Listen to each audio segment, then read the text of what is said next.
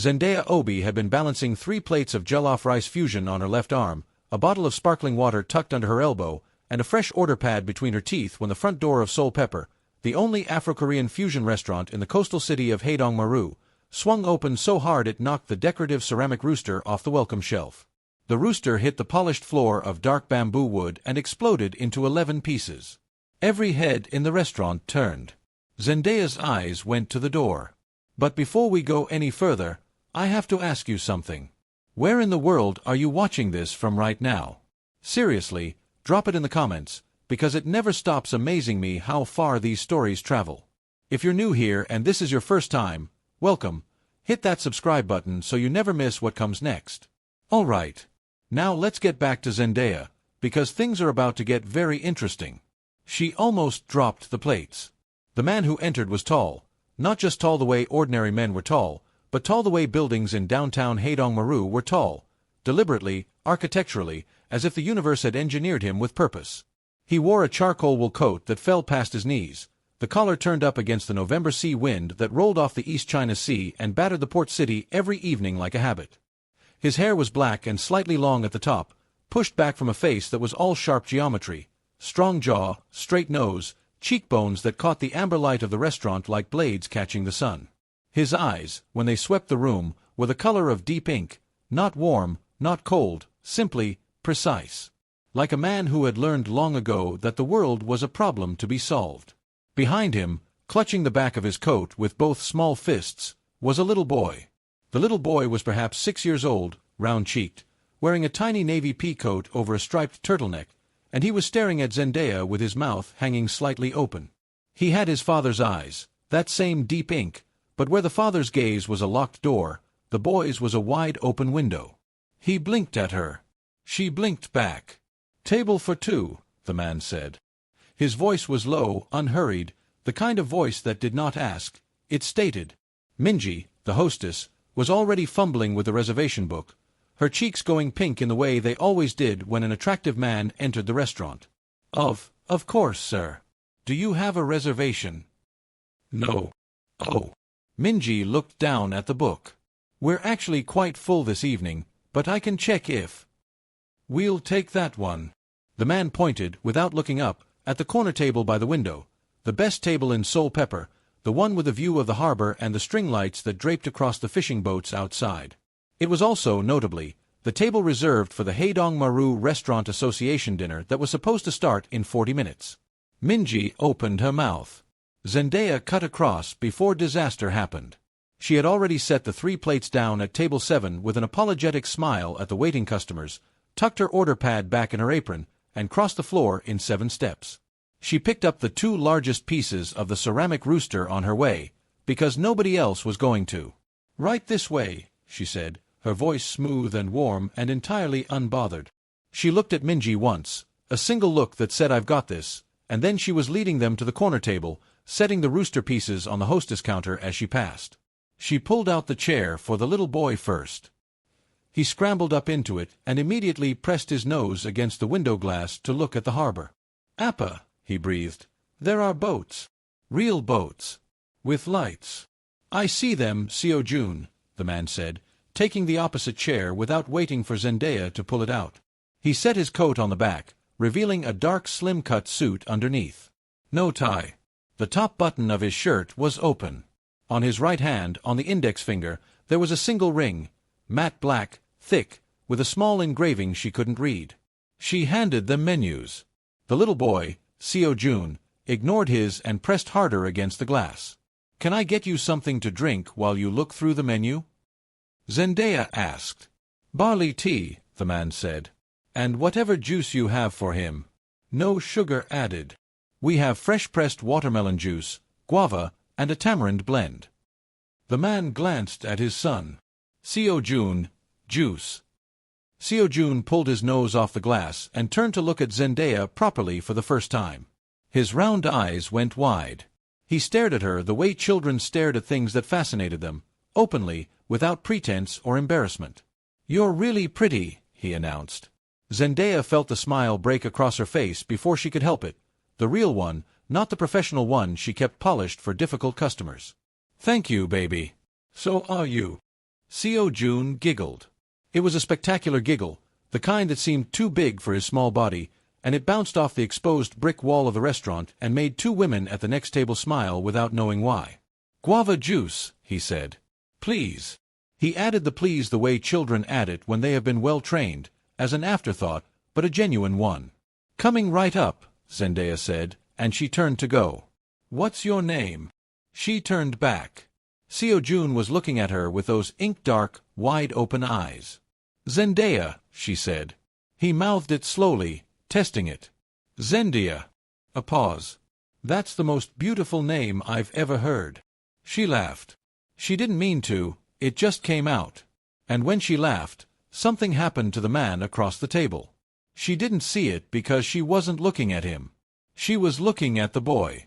But the man's jaw, which had been set in that precise, architectural way, shifted, just slightly. Just once. Like a wall registering a vibration too small to see. She went to get their drinks. At the service bar, Minji appeared at her elbow like a ghost. "Who are they?" she whispered. "I don't know. He's terrifying. He has a 6-year-old. Zendaya poured the barley tea.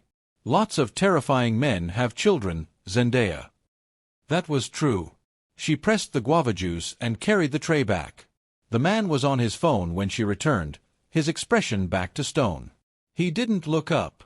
Seo Jun, however, had abandoned the window and was now kneeling on his chair, elbows on the table, chin in both hands, watching the door of the kitchen swing back and forth every time a server passed through. "What's in there?" he asked, as Zendaya set the guava juice in front of him. "The kitchen. Where all the food is made. Can I see?" "Seo Jun," his father said, without looking up from the phone. "Sorry," Seo Jun said. He sat properly in his chair and picked up his juice with both hands. He took a long sip and his eyes went round with delight. "It's good," he told Zendaya, as if giving her a grade. "I'll tell the kitchen," she said. She took their order. The man chose the galbi jim with a side of fried plantain without asking what fried plantain was, which told her either he'd eaten here before or he was the kind of man who did not express uncertainty. And Seo Jun spent 3 full minutes deliberating between the yam porridge and the kimchi fried rice before choosing the kimchi fried rice and then immediately changing his mind to the yam porridge when Zendaya described the way it was made. Slow-cooked with palm oil and crayfish, topped with a fried egg and a sprinkle of suya spice. "Appa," Seo Jun said urgently. "It has an egg on top." "I heard. I want the egg." "You ordered the egg." "Oh." He sat back, satisfied. The evening rush hit Soul Pepper like a wave at 7:15, the way it always did on Fridays. Zendaya moved through it the way she moved through everything, with a kind of quiet precision that people sometimes mistook for coldness and was actually just competence. She had been a waitress at Soul Pepper for 2 years, since arriving in Haedong-maru with 1 suitcase, her university degree in hospitality management from Lagos State University, and the stubborn belief that the port city, with its unusual blend of West African trading families who had settled here 3 generations ago and the Korean fishing communities they had intermarried and intermixed with, was the right place for someone like her to build something real. She was from Enugu, originally. The daughter of a schoolteacher father and a mother who made the most extraordinary egusi soup in 3 states. She had her father's height and her mother's stubbornness and a laugh that her roommate Adiz said could reorganize furniture. She had also, for the last 6 months, been saving to open her own small catering company. The dream was modest but specific. She wanted to cook for events. Weddings, particularly. Afro-Korean fusion menus that told the story of Haedong-maru in every bite. Jollof rice crowned with doenjang-glazed beef, puff-puff dusted with sesame, moi-moi steamed in bamboo. The dream required money she did not yet have, a commercial kitchen license she was still 3 weeks from qualifying for, and a business partner she hadn't found. All of this was background noise as she ferried plates and refilled teas and navigated the Friday crowd. She checked on the corner table at regular intervals, professional habit, and found each time that the man ate in complete silence while Seo Jun narrated the harbor to him in real time. "Appa, that boat is turning. Now it stopped. Now a bird is sitting on it. Appa, are you listening?" "Yes." "What did I say?" A pause. "A bird." "Yes." Seo Jun looked triumphant. "A bird." He took a large bite of his yam porridge and chewed with great seriousness. "This is the best food I've ever eaten," he told Zendaya when she stopped to refill the tea. "Better than your grandmother's cooking," she said, teasing. He considered this very carefully, the way only children consider things that truly matter. "Different best," he concluded. "Halmoni's is best. This is best outside." "I'll take best outside," Zendaya said. The man looked up from his tea. She felt it before she saw it, that shift in the quality of the air that happens when someone who has been watching you decides to stop pretending they weren't. His eyes found her, and she held them for 2 seconds, not challenging, not flirting, just the natural confidence of a woman who had learned early that looking away first was not always necessary. "The food is good," he said. "Thank you. Who cooks it?" "Chef Beck and Chef Amara. Together. That's kind of the whole point of this place." Something almost moved in his face. "Beck Jun-sung." She tilted her head. "You know him." He looked down at his plate. "Old acquaintance." He turned a piece of galbi with his chopsticks. "Tell him Ryu J1 says hello." She carried the message back to the kitchen. Chef Beck went perfectly still when she delivered it, his spatula hovering above the wok. Then he turned around and looked through the pass-through window at the corner table. His face did something complicated. "He's here," Beck said. "You know him." Beck turned back to his wok. "Close the window," he said quietly. She did. She didn't ask again. The name, though, Ryu J1, landed in her memory and stayed there, the way certain sounds stayed in a room long after they were made. At 8:47, the Restaurant Association dinner arrived. 12 people in business attire who had, apparently, been rescheduled to the large round table in the center after Minji's frantic calls, and Zendaya was passing the corner table for what she estimated was the 14th time when Seo-jun, who had finished his yam porridge and was now drawing on the paper placemat with the complimentary crayons every child's table received, looked up and said, without any preamble, "Will you marry me?" The words landed in the middle of the busy restaurant and spread out like a stone dropped in still water. The 2 women at the next table heard it. A businessman 2 seats overheard it. Minji, crossing the floor with a tray, heard it and walked directly into the edge of the service cart. Zendaya stopped. She looked down at Seo-jun, who was holding a red crayon and looking at her with perfect, earnest sincerity, as if he had just said something completely reasonable. "Excuse me," she said. "Will you marry me?" he repeated patiently. "I want you to be my wife. You're the prettiest lady I ever saw, and you brought me egg." Seo-jun. His father's voice was very quiet. "I'm serious, Appa." Seo-jun did not look away from Zendaya. "Teacher Cho said when you find someone special you should tell them. You're special. And you smell like flowers." "It's my lotion," Zendaya managed. "I like it." Seo-jun set down the red crayon and picked up a blue one. "You don't have to say yes right now," he added, generously. "You can think about it."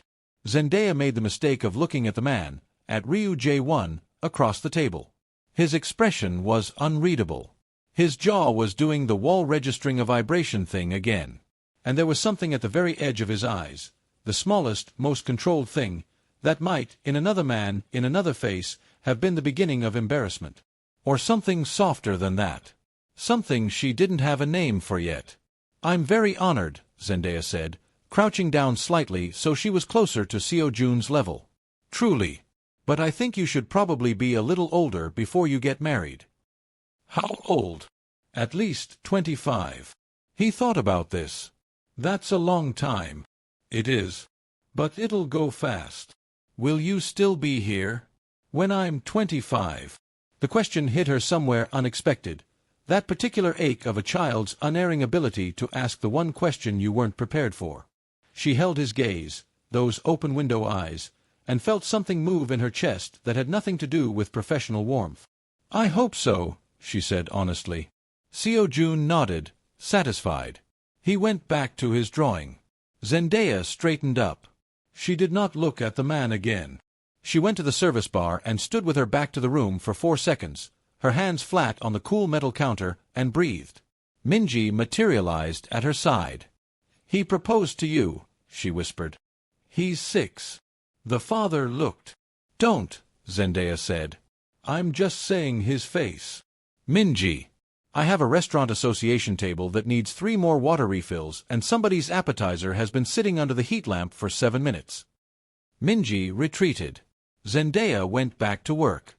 At 9:30, when the rush began to thin, she brought the dessert menu to the corner table. Seo-jun had fallen asleep, remarkably, in his chair, tipped sideways, one cheek against the window glass, his small body folded into the particular bonelessness of sleeping children.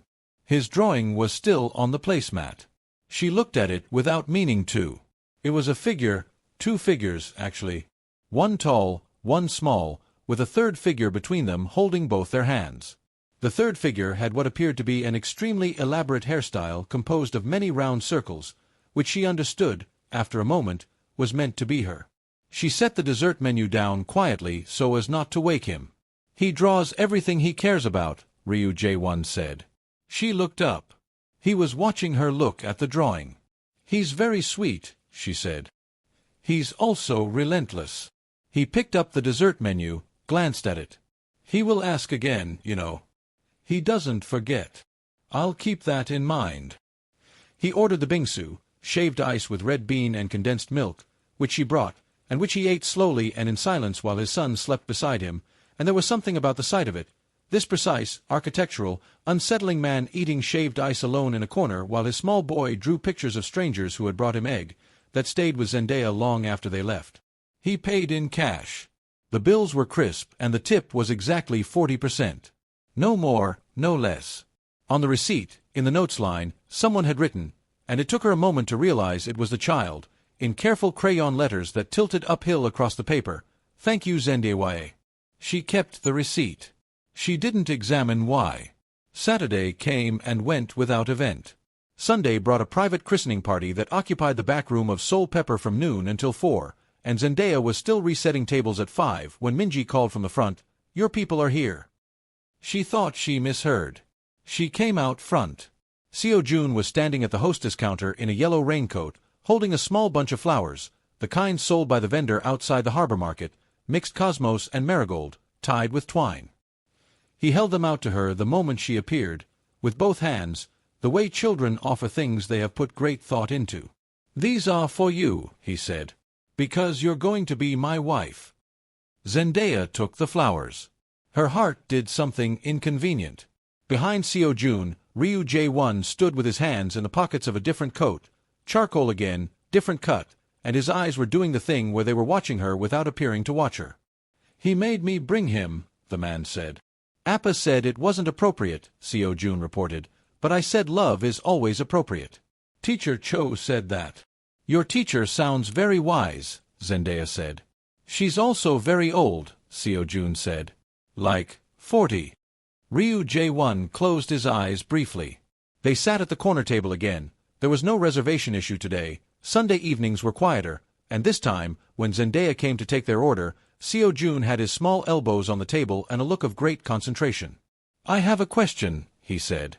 "All right. Do you have a boyfriend?" "Seo-jun," his father began. "It's important, Appa. For research." Zendaya looked at the man. Something had happened to his expression that she was beginning to recognize, that almost not, their quality of a man trying very hard not to react and not entirely succeeding. His ears, she noticed, were slightly pink. "No," she said. "No boyfriend." Seo-jun's face broke into the most spectacular grin she had ever seen on a small person. He turned to his father with the triumphant energy of someone who had just won an argument. "See," he said. "She's available." "That's not." The man stopped, pressed 2 fingers to the bridge of his nose. "Order your food, Seo-jun." "Yam porridge," Seo-jun said immediately, not even looking at the menu. "With extra egg." He looked at Zendaya. "Is that okay?" "2 eggs if you want," she said. "2." He turned again to his father. "Appa, 2 eggs." "I heard." She took the rest of the order, Galbi Jim again for the man, as if the menu didn't exist for him beyond that single page, and she was turning to go when his voice stopped her. "Ryu Jae-won," he said. She turned back. "My name," he said. "I don't think we were properly introduced." She looked at him. "Zendaya Obi," she said. I know. He looked at his menu, which he was about to hand back. He wrote it in crayon on my hand in the car, he said. 14 times. She looked at his right hand. Sure enough, along the side of his palm, in blue crayon, slightly smeared, Zendaya Zendaya Zendaya in Seo Jun's tilted letters. She laughed. She didn't try to stop it this time. And this time, she was looking at him when it happened, when the laugh reached him and something in the precise, architectural face shifted the way light shifts when a cloud moves. Not a smile. Not yet. Something that lived just before a smile, in the territory of a man realizing he was capable of being moved. He looked away first. She went to get their drinks. She thought about that for a long time afterward. The week that followed was strange in the specific way that certain weeks were strange. Ordinary on the surface, internally tilted, like a table with one leg slightly shorter than the others. Zendaya went to her shifts, she prepped her catering license documents, she had dinner twice with Adiz and talked about everything except the man in the charcoal coat. She told herself this was because there was nothing to talk about. He had come twice to the restaurant. He had a very charming son who had proposed marriage. He had not flirted with her, had not asked for her number, had not done anything that warranted thought. She thought about him anyway. On Thursday, Chef Beck called her into the kitchen at the end of her shift. He was sitting on an overturned crate by the dry storage, his apron off, which meant the conversation was going to be serious.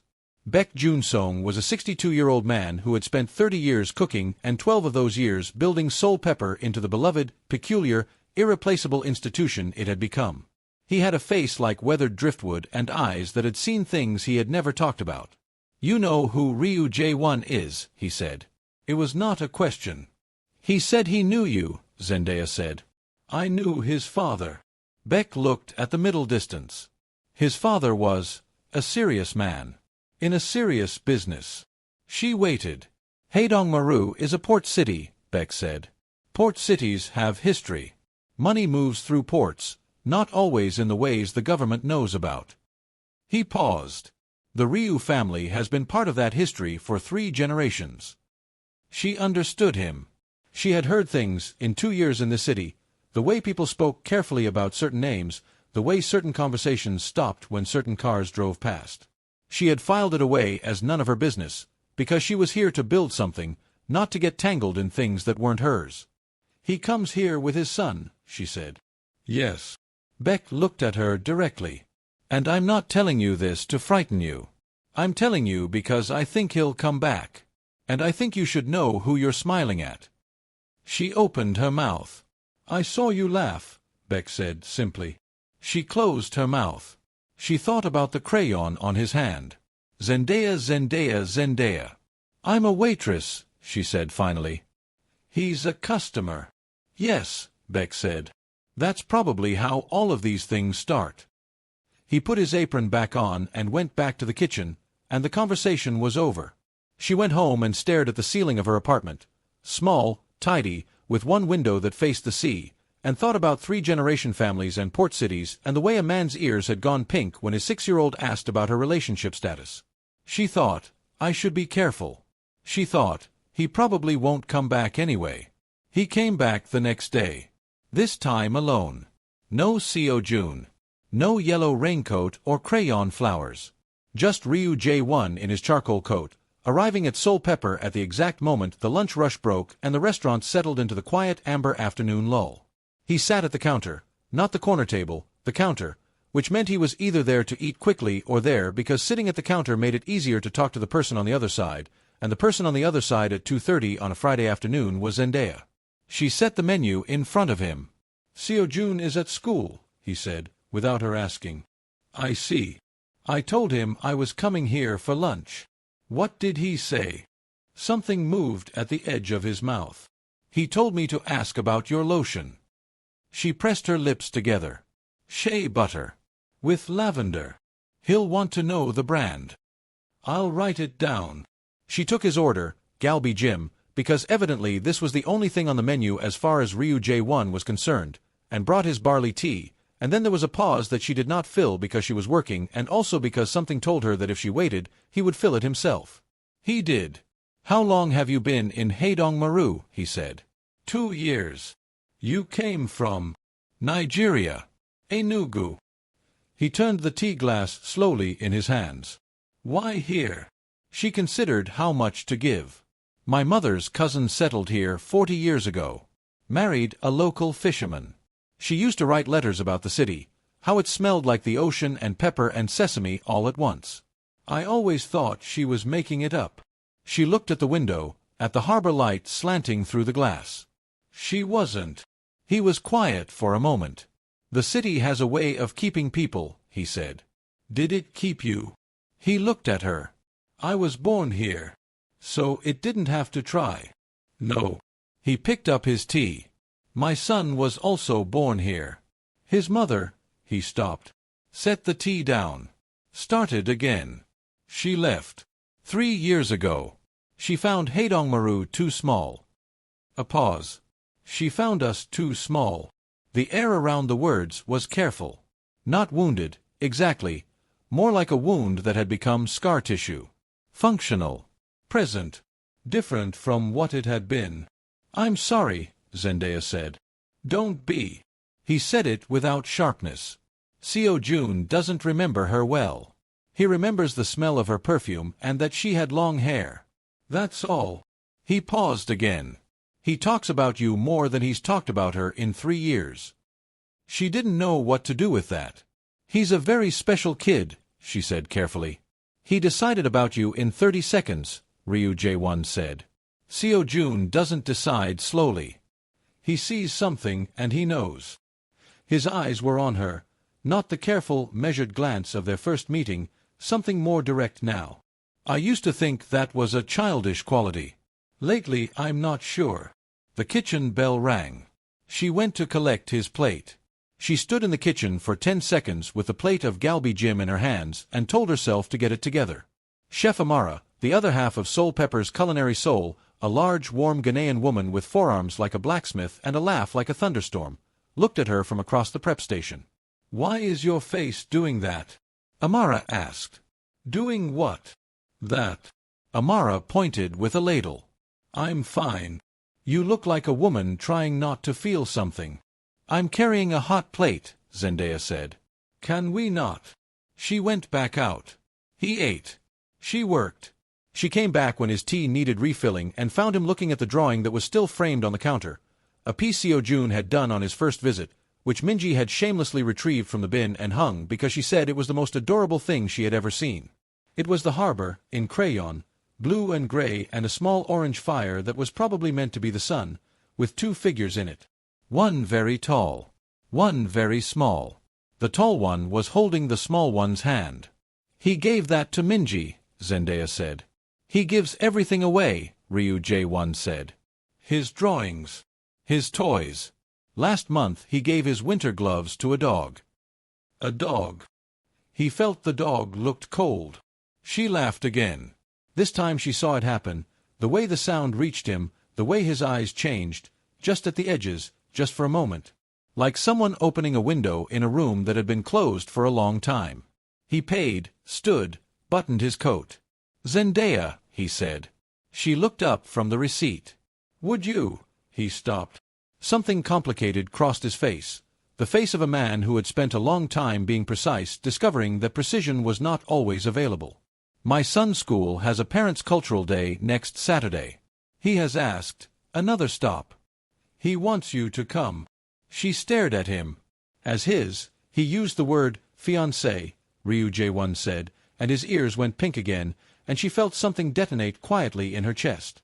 I told him that wasn't appropriate. He said. Love is always appropriate, she finished. Yes. He looked at her steadily. You don't have to. It's an unusual request.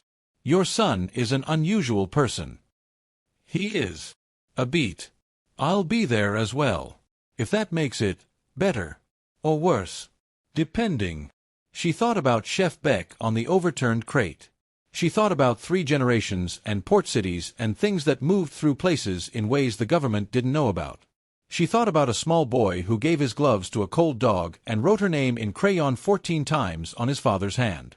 I'm off on Saturday, she said. His expression did the thing again, That pre-smile territory, that room with the window opening. "I'll send you the details," he said. "You don't have my number." He reached into his coat pocket and set a card on the counter. Plain white. Just a number. No name, no title. "Text me yours," he said, and walked out. She picked up the card. The paper was heavy, the number printed cleanly in dark ink. She turned it over. Blank on the back. She stood at the counter for a long moment. Then she took out her phone and typed the number in and sent. "This is Zendaya. Saturday works." She watched the message go through. 3 seconds later, a reply. "Good." That was all. Just good. She put the phone in her apron pocket and went back to work, and she did not examine the feeling that lived in her sternum for the rest of the afternoon, warm and slightly inconvenient, like sunlight through a window she hadn't expected to open. The cultural day was held in the gymnasium of Haedong Primary School No. 3, a building that smelled of chalk dust and floor wax and the particular organized chaos of 26 six-year-olds who had each been tasked with bringing an item representative of their heritage. The gymnasium had been decorated with paper flags from a dozen different countries, a reflection of Haedong Maru's layered, centuries-deep mix of peoples, and the air was warm with food smells, kimchi and jollof rice and something fried and something sweet. Zendaya arrived at 10 with a pot of the puff-puff she had stayed up until midnight making. Light, golden, dusted with cinnamon sugar and sesame, the Afro-Korean version she had been perfecting for her eventual catering menu. She had not planned to bring food. Then at 11:30 the previous night she had thought about sitting in a room full of parents with empty hands and had gotten up and made puff-puff. Adiz, watching from the kitchen doorway in her pajamas, had said, "You like him." "I'm going for the child," Zendaya had said. "You're making midnight puff-puff for a man you've met 3 times. 4. Oh, 4 times. That changes everything." Zendaya had ignored her. She spotted Seo Jun before she spotted his father. The boy came across the gymnasium at a dead sprint, yellow today in a different way, a small yellow hanbok top over dark trousers, part of his cultural contribution, which she learned later also included a handmade poster about Haedong Maru's fishing history that he had made with his father over 3 evenings and which was, by any measure, the most detailed and serious project in the class. He crashed into her with both arms out and she caught him automatically, steadied him, and he grabbed her hand with both of his. "You came," he shouted. "I said I would. Appa said maybe you wouldn't come." "Seo Jun," said a voice behind her. She turned. Ryu Jae-won was standing 4 feet away, in dark trousers and a dark sweater, no coat, for the first time, which made him look marginally less like a building and marginally more like a person, and his expression was doing the complicated thing at being caught out by his son. "I brought puff-puff," she said. Something shifted. He looked at the pot in her free hand, her other hand still held by Seo Jun, and then at her face, and the room with the window-opening thing happened again, wider this time. "You didn't have to do that," he said. "I know," she said. He took the pot from her, which meant he was carrying it, which meant they were walking into the gymnasium together, Seo Jun between them holding her hand, and there was a moment, just a moment, when Zendaya was aware of how this looked from outside, and more acutely aware of how it felt from inside. Like something that had not been decided but had happened anyway. Like the city and its keeping quality. Seo Jun pulled her toward his classroom display and she went, and the day opened up around her, warm and loud and full of children and parents and the complicated beautiful noise of a school in a port city that had spent centuries becoming more than one thing at once. She ate another family's tteokbokki and someone else's chin-chin and she explained to 4 different parents what puff-puff was and she watched Seo Jun present his fishing history poster with the solemnity of a man addressing a board meeting, and she looked across the room at Ryu Jae-won, once, standing near the wall with a cup of juice that was too small for his hand, watching his son, and found him already looking at her. Neither of them looked away first that time. Later, when the event was winding down and Seo Jun had consumed an inadvisable amount of food from other families' tables and was now sitting on the gymnasium floor drawing on the back of someone's discarded program, Ryu Jae-won stood beside Zendaya near the window that looked out on the school courtyard. "He's going to crash in the car," Ryu Jae-won said. "He's had about 12 rice cakes and half a pot of puff-puff. And someone's donut. And the donut." A pause. "Thank you for coming," he said. Not the way people said things they were required to say. The other way. "He would have been disappointed," she said. "Yes." A longer pause. "So would I." She looked at him. He was looking at the courtyard, at the bare November trees and the gray sky above the school wall, and his profile in the pale light was the kind of thing she was trying, with limited success, not to store in her memory. "I know what people say about my family," he said quietly. "In this city." "What Beck told you?" She didn't ask how he knew Beck had spoken to her. A man like this probably knew most things in a city this size. "He told me your family has history here," she said carefully. "That's a polite way to say it." He turned to look at her. His eyes were direct, without the stonework this time, or rather with the stonework present but moved aside, like furniture rearranged to make room for something. "My father built things in this city that I have spent 12 years trying to either legitimize or dismantle. Some of it is done. Some of it is not. I'm not going to tell you I'm a simple man with clean hands. I'm not." He held her gaze. "But Seo Jun is the most important thing in my world. And you are the first person outside his school, outside the small circle of people I trust, that he has chosen. In 3 years."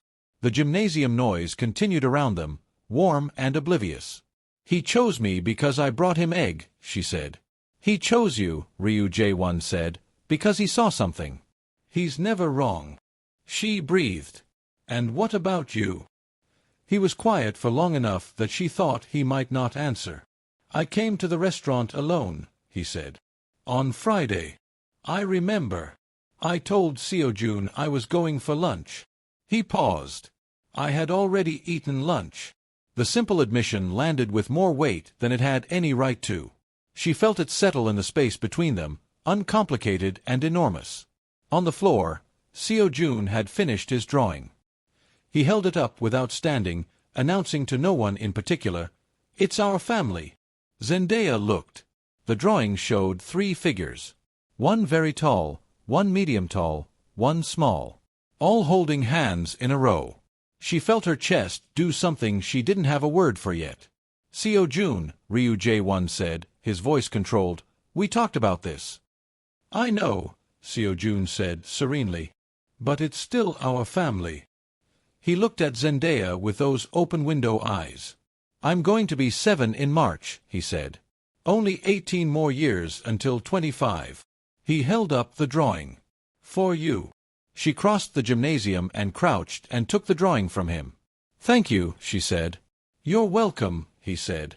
"I used the good crayons." She folded it carefully and put it in her bag, and she did not look at the man by the window, but she felt him watching, and she thought, "This city keeps people." She thought, maybe that's not the worst thing. The thing about port cities, Zendaya had learned, was that they never truly slept. Haedong Maru breathed in shifts, the fishermen before dawn, the market traders at sunrise, the office workers and school children through the day, and then, when the legitimate world folded itself away and the harbor lights came on and the sea turned black and silver, something else moved through the city's older arteries. Something that had been there long before the fusion restaurants and the cultural school days and the string lights on the fishing boats. Something with 3 generations of roots and the particular patience of things that grow underground. Zendaya didn't know she had stepped into that world until it was already around her.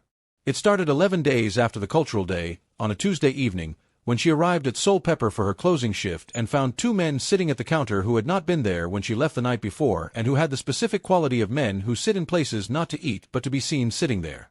They were Korean, mid-40s, dressed ordinarily enough, dark jackets, plain shirts, but there was something in the way they held themselves, the way their eyes tracked every person who moved through the restaurant, that made the air around them feel different. Charged. Like the sky before a storm you couldn't see yet. She took their order, black coffee, nothing else, and she felt their eyes on her back when she walked away. Minji found her at the service bar. "They've been here since 5, she whispered. "They asked for you specifically." Zendaya turned slowly. "What?" When they sat down, they asked if the black waitress was working tonight. Minji's face was pale under her makeup. Those were their words. She looked at the 2 men. One of them was looking directly back at her, unhurried and unsmiling. She brought their coffee. "Set it down." "I'm told you asked for me," she said, keeping her voice at its professional register. Smooth, warm, unbothered, the register she had spent 2 years perfecting. The one who had been watching her leaned back slightly. "You know a man named Ryu," he said. "Not a question." She kept her face still. I know a lot of people. It's my job. Ryu J1, he said. He's been coming here. With his boy. I serve a lot of customers. The man smiled. It was the kind of smile that had nothing warm in it, the architectural equivalent of a decorative window painted on a wall. We're not here to cause trouble, he said. We just want you to know that some people in this city are watching who Ryu J1 spends his time with. Out of interest. He picked up his coffee. Professional interest. I'm a waitress, she said. He's a customer. Yes. The man set the coffee down.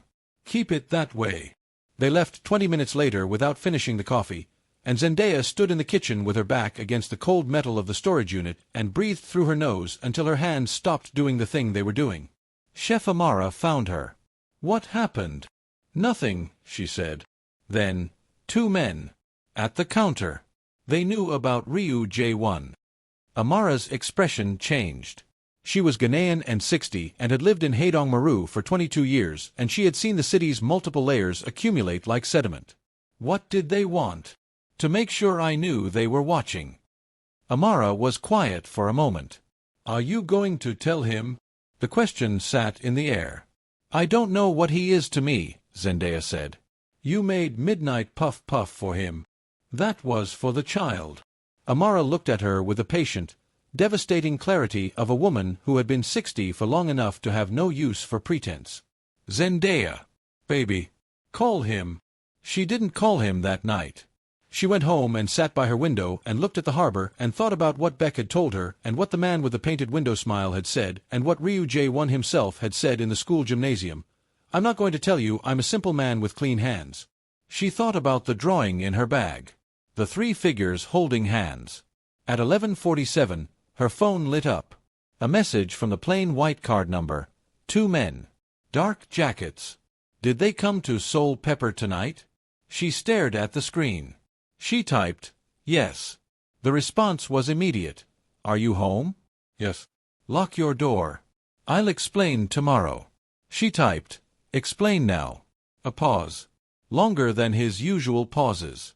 Then, their names are Shin and Park. They work for a man named Oh Taegu. He and my father had an agreement about territory in this city. My father is dead. The agreement is contested. They came to you because they saw you at Seo Jun School and they want to know how to reach me through something I care about. She read it twice. She typed, something you care about. Another pause. Someone. She set the phone face down on the table and looked at the harbor for a long time. Then she picked it up and typed, okay. Tomorrow. Explain properly. His reply, I will. I'm sorry they frightened you. She typed, I wasn't frightened. His reply, after 3 seconds, good. And then, after another 2 seconds, a second message, I was. When I heard they'd been there. She held the phone. Something moved through her chest. Not the quiet detonation of the counter at 2:30, not the warm inconvenience of the school gymnasium. Something larger. The kind of feeling that arrives without announcing itself and then refuses to be unfelt. She typed, good night, J1. First time she'd used his name. No title. Just the name. His reply took longer than all the others. Long enough that she wondered if she'd overstepped, if the casualness of it was wrong, too soon, too much.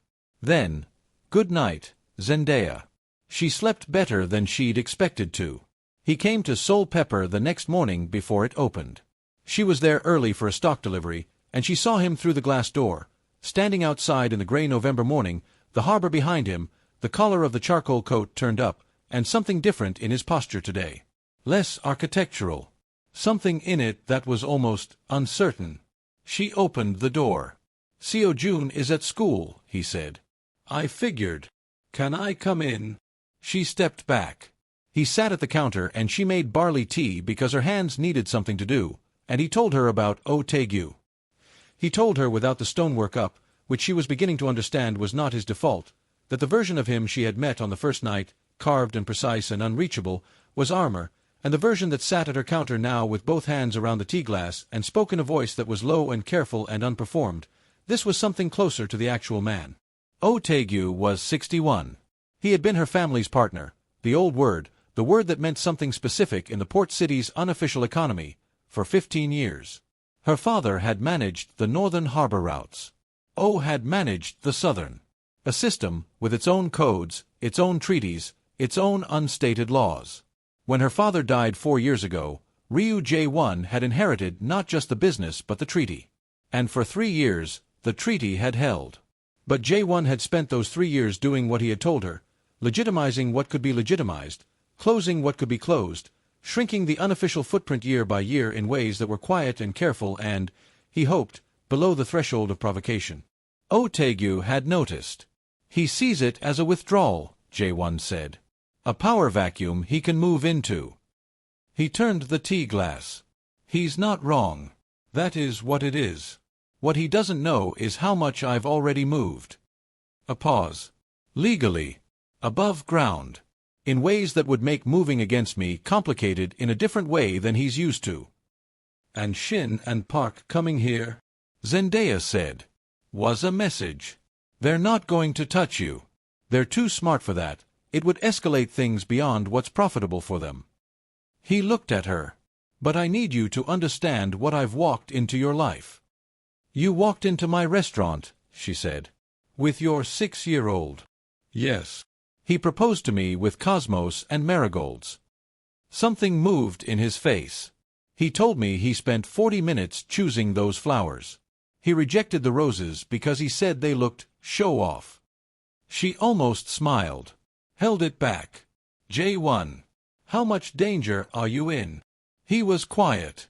Tell me the truth, she said. The danger is manageable, he said. It has been before.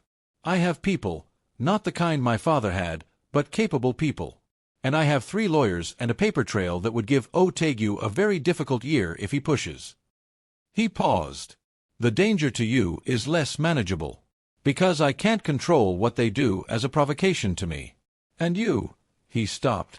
I'm a provocation, she said. You're a target, he said quietly. If they think I care about you.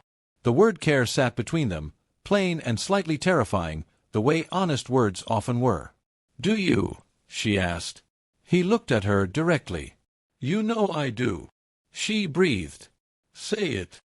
He was still for a moment, this precise, careful, 3-generation Port City man, with a scar-tissue marriage and the son who drew families with the good crayons and the ring on his index finger that she still hadn't asked about. I care about you, he said. More than is sensible, given how little time we've had. More than I expected. A pause. I don't know what to do with that yet. Neither do I, she said honestly.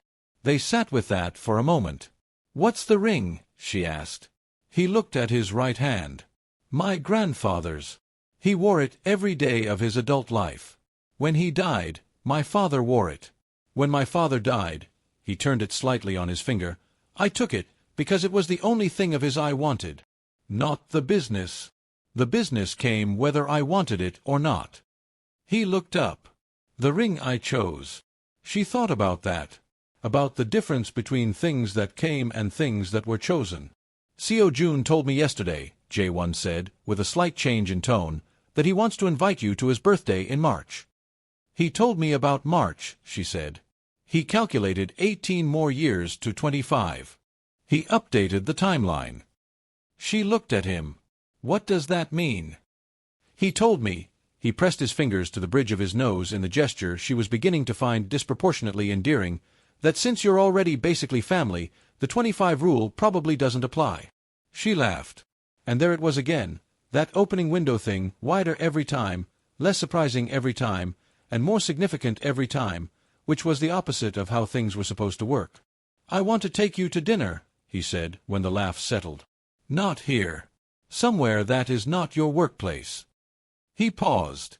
If you're willing. Given everything I've just told you. She thought about what he'd told her. She turned it over the way she turned things over. Not quickly, not with fear, with the particular thoroughness of a woman who had moved alone to a port city and built something from the ground up and knew her own capacity. Saturday, she said. He exhaled. It was a small sound. She wasn't sure he knew he made it. Saturday. She pointed at him. Somewhere with good food. I have standards. You have extraordinary standards, he said. I've watched you correct a plating error on a dish you didn't cook because the customer deserved better. You noticed that? I notice everything, he said simply. And then, as if the simplicity of it embarrassed him slightly, he stood and buttoned his coat and picked up his tea glass and finished it in one motion. Saturday evening. I'll send the address. Ryu J1. He stopped. The men who came here, she said. Shin and Park. If they come back. They won't, he said. Not after tonight. She didn't ask what happened after tonight. She filed it in the same place she had filed what Beck had told her, not as denial but as a boundary, the place where his world ended, and she stayed on her side of it, at least for now. He left, and the morning light through Soul Pepper's windows was the particular gold of late November, and Zendaya stood at the counter and felt the shape of what was happening settle around her like the city itself, layered and warm and slightly dangerous and entirely, inconveniently real. Saturday arrived through 2 more visits, one with Seo Jun, who arrived with a handmade invitation for his March birthday that had been carefully laminated at school and had her name spelled correctly in green crayon at the top, and one without Seo Jun, a brief Thursday stop where J1 ordered his tea and sat for 20 minutes, and they talked about things that had nothing to do with Otegu or family rings or Port City history. Her mother's egusi soup, his grandmother's doenjang jjigae. The year he had tried to leave Haedong Maru for Seoul and lasted 4 months before the sea pulled him back, the way a nugu smelled in the rainy season, the particular quality of mornings in a city built next to water. They talked the way people talked when they were building something in the space between words, carefully, with attention, with the awareness that each piece offered was a piece received, and that receiving changed things.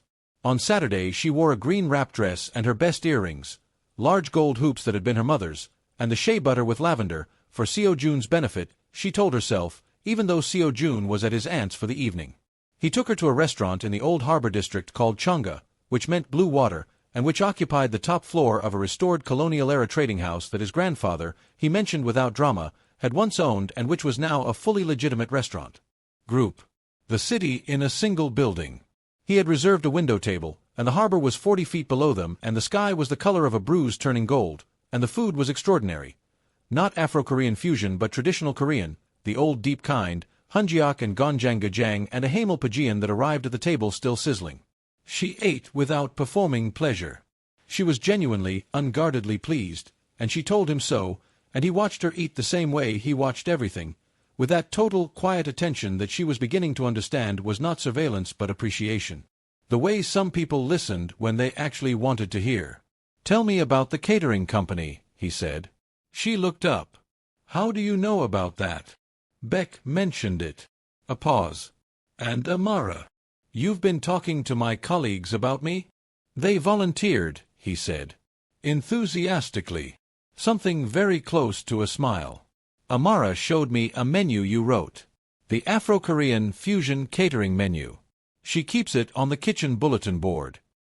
Zendaya made a mental note to have a word with Amara. "It's a dream at the moment. I need the commercial license, a kitchen, a starting client."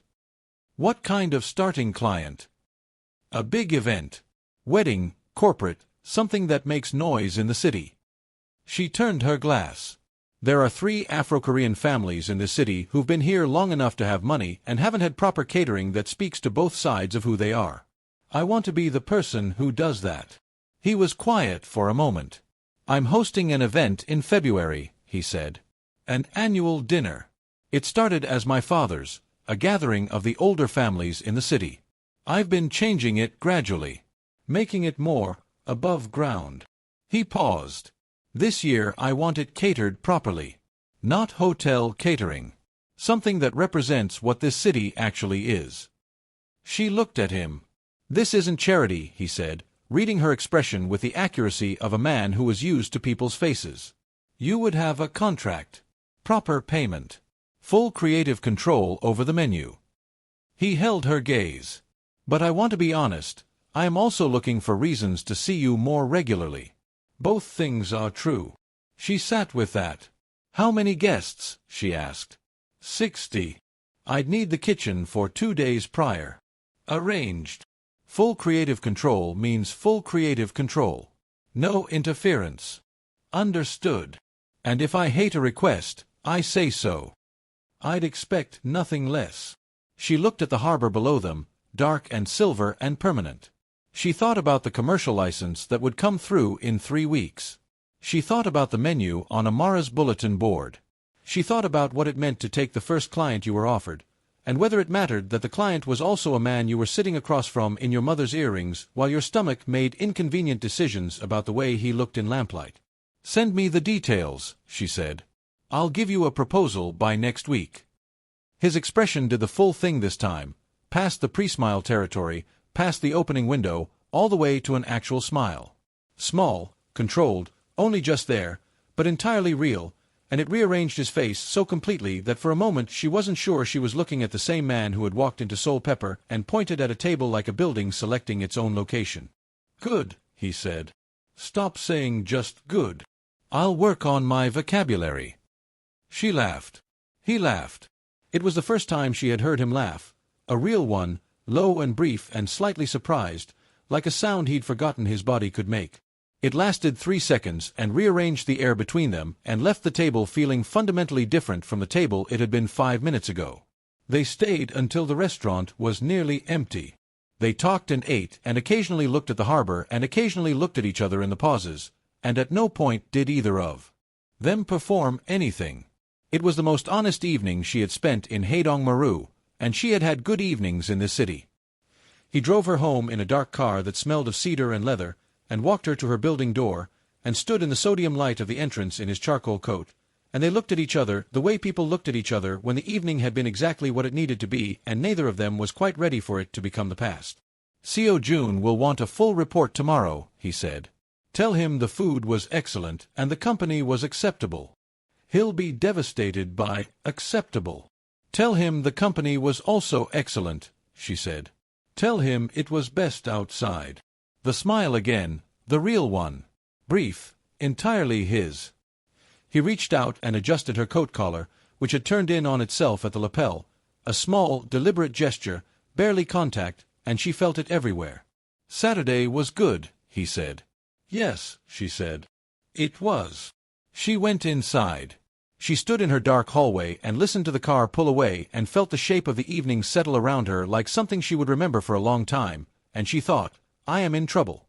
She thought it not with fear, but with the particular clarity of a woman who knew herself well enough to know the difference between trouble that undid you and trouble that built you. December arrived, and the city dressed itself in the particular way of coastal cities at the edge of winter. Harbor lights strung lower, market stalls selling roasted chestnuts and spiced wine, the smell of the sea colder and sharper and more present. Seo Jun turned 7 weeks before his birthday was scheduled, which he managed by having a preliminary birthday at Soul Pepper that involved a cake Zendaya had no business baking on a work night and yet had baked, chocolate and cardamom, because he had mentioned once in passing that those were his favorite flavors and she had stored it the way she stored all of it, in that inconvenient, growing archive of things about these two people that she could not seem to stop accumulating. "You baked him a cake," Adiz said. "It was his birthday. His birthday is in March." He said this was the advance celebration. Adiz sat across from her at the kitchen table with the expression of a woman who was experiencing great personal satisfaction at someone else's situation. "You're in love with him." Zendaya did not answer. "The father," Adiz clarified. "I know who you meant. You're not denying it." "I'm considering my options." Adiz laughed so hard she knocked her teacup. The catering proposal Zendaya delivered was 12 pages, single-spaced, with annotated menu options, sourcing details for the West African ingredients she would need to order from the specialist supplier in Busan, timeline, staffing requirements, and a cost breakdown that was fair and specific and slightly terrifying to write. She had spent 6 evenings on it. She told herself she would have spent the same 6 evenings on any serious first contract. He called her the morning after she sent it. It was 7:15 and she was not yet properly awake, and his voice was the first voice she heard. "This is extraordinary," he said. "It's a professional proposal. The section on the symbolic significance of each dish. The way you've written about the city's food history. Did you research all of that?" "Of course." "Zendaya." He paused. "This is a piece of writing, not just a proposal." She sat up in bed. "Is that a problem?" "No." Another pause. It's a document that makes me feel something about the city I was born in. That is not a problem. His voice was quiet. I'm honored to be your first client. She held the phone and looked at the morning light coming through her sea-facing window and thought, I am so completely in trouble. We have a deal, she said. We have a deal. The weeks that followed were the fullest she had spent in Haedong-Maru.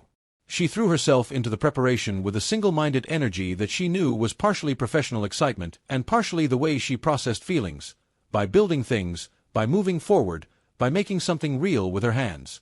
She sourced her stockfish from the Busan supplier and her doenjang from a 3-generation fermentation house 2 hours north of the city and her suya spice from a small importer in Seoul who had been supplying the West African community in Korea for 15 years. She tested dishes in Seoul Pepper's kitchen after hours with Amara's gleeful assistance and Beck's quiet, precise feedback. She also, in the margins of all of this, had dinner with Jae-won twice more. Took Seo-jun to the harbor market one Sunday and bought him the elaborate kite he had been staring at for 20 minutes before deciding it was too expensive. She did not ask him why he had been watching it so carefully while his father stood 3 steps behind them both, because she already knew. Seo-jun was watching her face watch him, because he was a child who paid extraordinary attention to the people he had decided to love, and he was making sure. She let him see her watching. She made sure her face did not lie to him. And then, 12 days before the February dinner, Oh Tae-gyu made his move. It didn't come as violence. It came, as most truly dangerous things did, as paperwork. The commercial kitchen license Zendaya had been waiting for, the one that had been 3 weeks from approval in November and had been approved in December and had been processed and stamped and mailed, was suddenly, without explanation, flagged for review by the Haedong-Maru Business Licensing Authority. Not denied. Flagged. Which meant suspended, which meant she had no legal basis to operate a catering business until the flag was resolved, which meant the February dinner had no caterer. She got the letter on a Tuesday morning. She read it 3 times. She sat down. She called the licensing authority. The office administrator told her, in the vague and impenetrable language of bureaucratic indirection, that the flag had been initiated by a third-party complaint about commercial kitchen safety compliance and that the review period could take anywhere from 2 to 8 weeks. 2 to 8 weeks. The dinner was in 12 days. She put the phone down. She breathed. She thought about the 12 pages. She thought about the 3-generation fermentation house and the suya spice order and the cardamom cake she had stayed up to bake for a 7-year-old's advance birthday. She thought about how hard she had worked and how long and how precisely and with how much love for this specific city and its specific beautiful complicated history of people who had found each other at the water's edge. Then she called Jae-won. He picked up on the second ring. My license has been flagged, she said. Third-party complaint. Review period up to 8 weeks. A silence on his end. Very brief. Oh Tae-gyu, he said. Is this him? Yes. His voice had changed. Flat now, controlled in a different way, the way it was controlled when the armor was back but being worn differently, being worn for her protection rather than his own. He found out about the dinner. He's using it as leverage. To get to you. Yes. She breathed carefully through her nose. Jae-won. What does he want?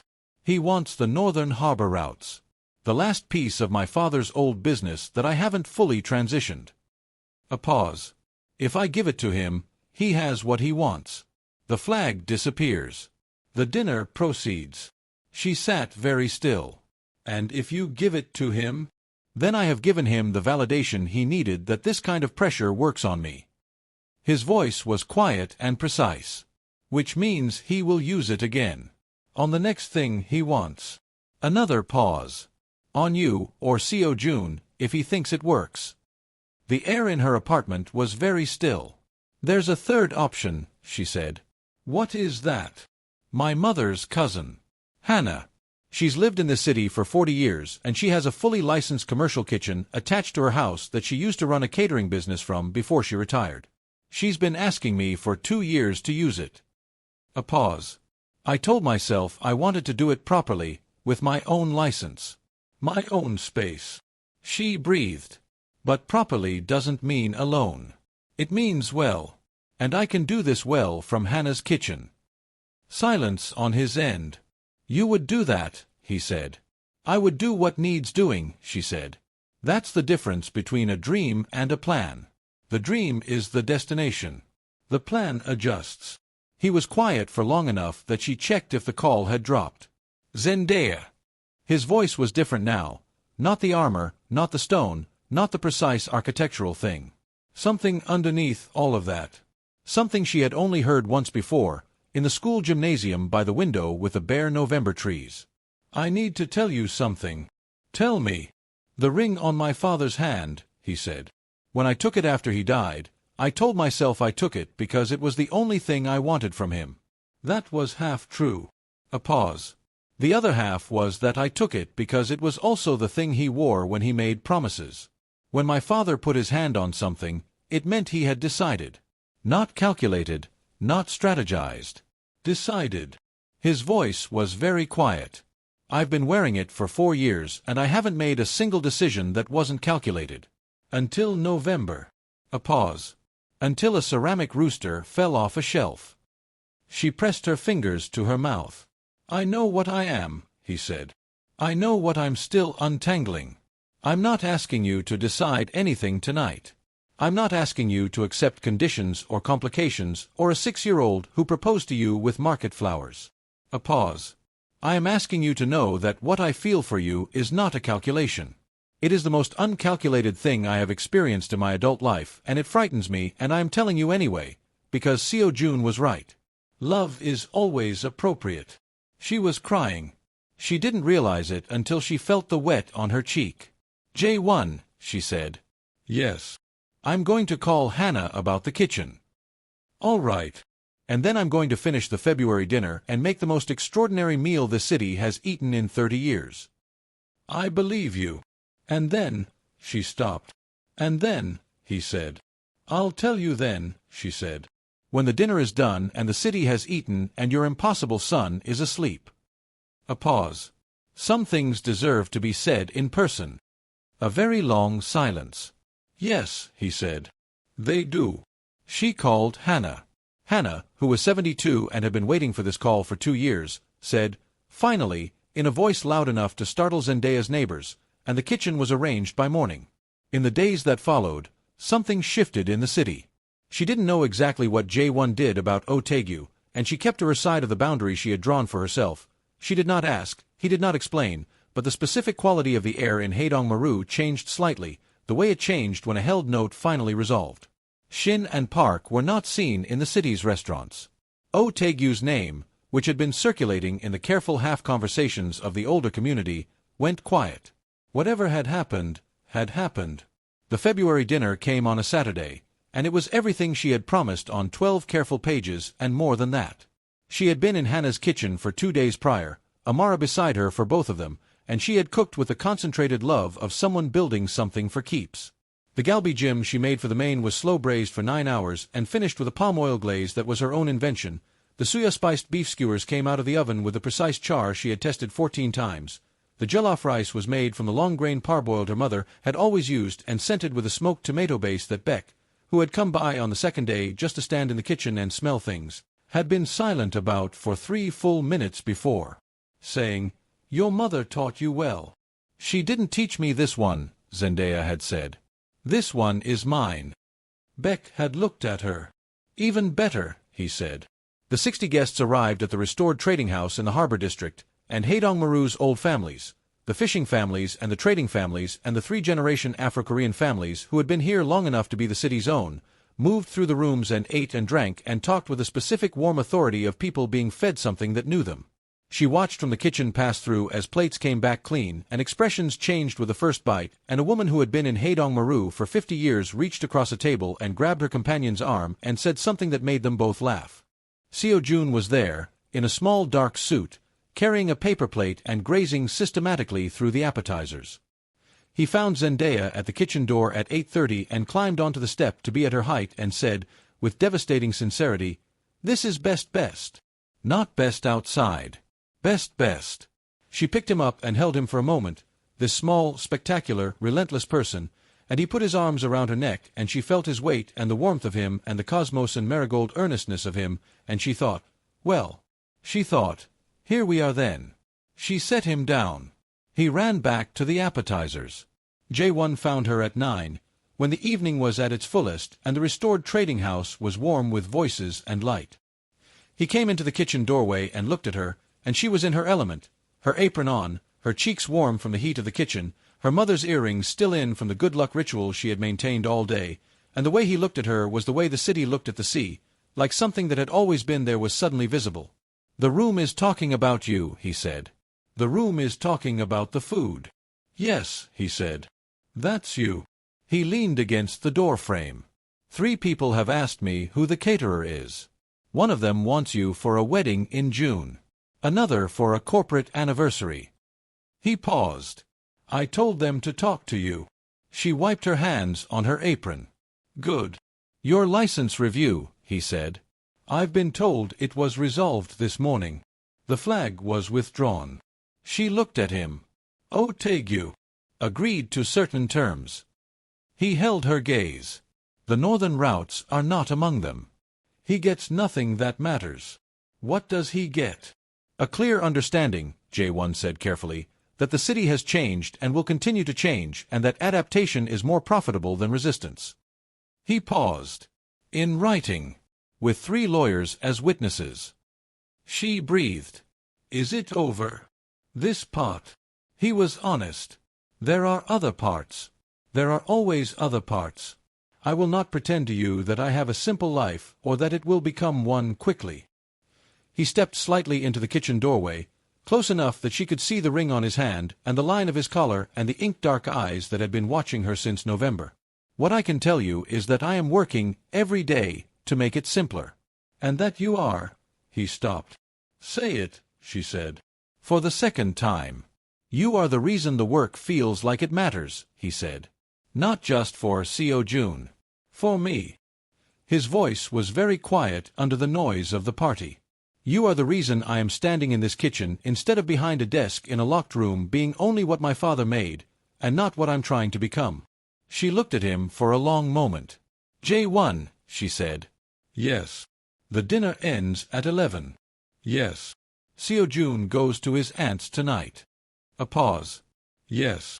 "At 11:15, she said, "I want to walk to the harbor with you. And I want to say the thing I said I would say when the dinner was done." He was very still. "All right," he said. His voice had changed in the way it changed when the calculation was completely gone. "All right." She turned back to her kitchen. He went back to his guests. At 11 o'clock, the last plate was cleared and the last glass was filled, and Seo Jun, who had fallen asleep in a chair in the corner with his small dark suit rumpled and his shoes off, was carried to the car by his aunt with the boneless certainty of a sleeping child. He stirred once, opened his eyes, found Zendaya's face. Best, he said. Then he was asleep again. At 11:15, Zendaya and Ryu J1 walked out of the restored trading house and down the stone steps to the lower harbor road, and the city spread around them, lights and water and the particular cold clarity of a winter port after midnight, and she was still in her apron because she had forgotten to take it off, and he had loosened his tie, and they walked side by side in the easy silence of people who had stopped performing anything for each other. At the harbor rail, she stopped. She looked at the water. She felt him beside her. "I came to this city," she said, "because my mother's cousin wrote letters about it." "I told you that." She turned to face him. He was watching her with everything open now. No stone, no armor, no architecture. Just the man, standing in the harbor light, waiting. "I stayed because of the work and the restaurant and the dream of the catering company." "All of that is true." She breathed. "And I am staying," she paused, "because of you.